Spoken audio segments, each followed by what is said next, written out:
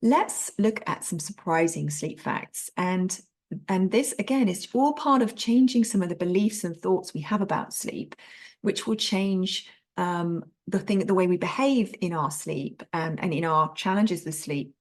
So there's actually little evidence that poor sleep causes ill health. And the body naturally goes to the stage most needed, as I said before. And over time, our body, yes, there is a difference, if you're having really poor sleep for many, many years, but our bodies are designed to adapt and cope. And so, the amount of sleep we need, it changes and fluctuates through our life and by individual as well, because we probably all heard that 8 hours sleep, you should have 8 hours sleep. I can see some nods there. But actually it's about quality is more important than quantity. So, getting a good chunk of sleep is better than disrupted sleep potentially, but everybody is different. So, I have a friend who, if she does not get at least 8.5 hours sleep, she is, she just really struggles. Whereas for me, 7 hours is about my sweet spot, and I can function really well and feel really good with 7 hours sleep. Less than that, if I get to like 6 hours sleep, I probably do need, I do start to feel tired.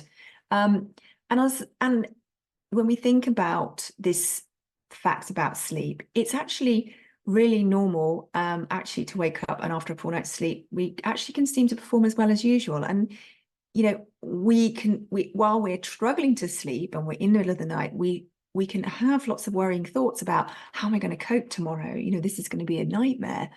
But actually, good enough sleep, actually, when we really objectively look at our sleep, we're okay.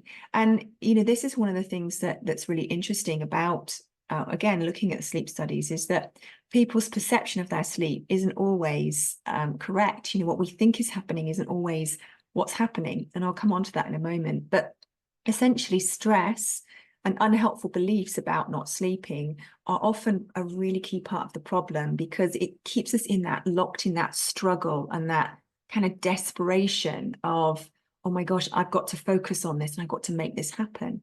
If we think about the flow of a river, I can't make a river flow. I can't make the river be a certain way, but I can just, create the conditions for me to flow easily. And that's really the change, is that letting go of trying to make sleep happen and the unhelpful beliefs that mean I'm kind of gripping and trying to force.